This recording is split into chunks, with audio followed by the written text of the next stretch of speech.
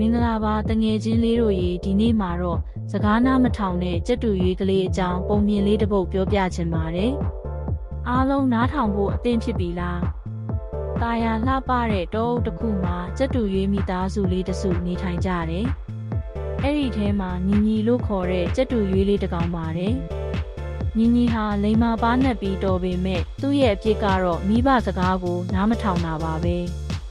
ညီညီရဲ့အမေနဲ့အဖေကအမြဲတမ်းသတိပေးတယ်။တားရီငါတို့နေတဲ့တောအုပ်ကနေထွက်ပြီးဟိုးဝေးကမြို့ကြီးစီကိုလုံးဝမသွားနဲ့နော်။မြို့ကြီးမှာအနေများတယ်။ကားတွေကအယမ်းမြန်တယ်။လူတွေကလည်းတားကိုဖမ်းသွားနိုင်တယ်လို့အမြဲတမ်းသတိပေးပါတယ်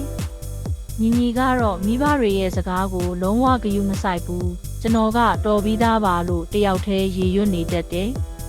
တနေ့တော့ညီညီကမိဘတွေမရှိခိုက်အိမ်ကနေထွက်လာပြီးမြို့ကြီးကိုသွားကြည့်မယ်လို့ဆုံးဖြတ်လိုက်တယ်။သူ့အသိဉာဏ်နဲ့တတိကိုသူအရန်ယုံကြည်နေတာပေါ့။ညီညီမြို့ကြီးစီကိုရောက်သွားတော့တကယ်ကိုအံ့ဩစရာတွေတွေ့ရတယ်။အယောင်သွေးဆုံတဲ့အိမ်ကြီးတွေမီးရောင်တွေနဲ့လူတွေရဲ့စူညံတန်တွေကိုကြားရတယ်။သူအရန်စိတ်လှုပ်ရှားပြီးပျော်နေတာပေါ့။အဲ့ဒီအချိန်မှာပဲဝီးဆိုတဲ့အတန်ကြီးနဲ့ကားတစ်စီးကသူ့အနားကနေဖြတ်မောင်းသွားတယ်။ညီညီကတုန်လှုပ်သွားပြီးကြောက်လန့်သွားတယ်။သူ့အမွေးတောင်လေးတွေလည်းတုန်နေတာပေါ့။အဲ့ဒီနောက်မှာပဲကားနောက်တစ်စီးကလည်းသူ့ကိုဖြတ်ခနဲဝင်တိုက်မလို့လှုပ်လိုက်တော့ညီညီလည်းမြေပေါ်ကိုပြုတ်ကျသွားတယ်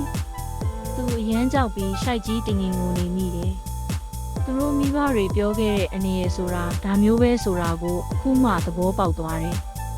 ကံကောင်းစွာပဲအဲ့ဒီအချိန်မှာနှမင်းကြီးရောက်လာပြီးညီညီကိုတွေ့သွားတယ်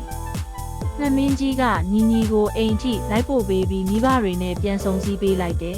။ညီညီမိဘတွေကစိတ်ပူနေတာအရန်ပဲ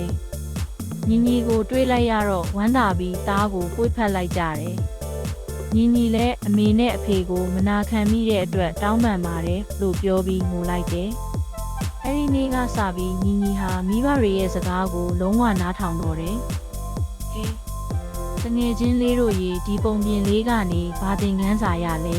။ကိုယ့်ရဲ့မိဘတွေကကိုယ့်ထက်ပိုပြီးအတွေ့အကြုံရှိတယ်။ကိုယ့်ရဲ့ကောင်းကျိုးကိုလည်းအမြဲလိုချင်တဲ့အတွက်သူတို့ပြောတဲ့စကားကိုနားထောင်သင့်တယ်ဆိုတဲ့သင်ခန်းစာပဲပေါ့နော်။နောက်ထပ်ပုံပြင်လေးတွေ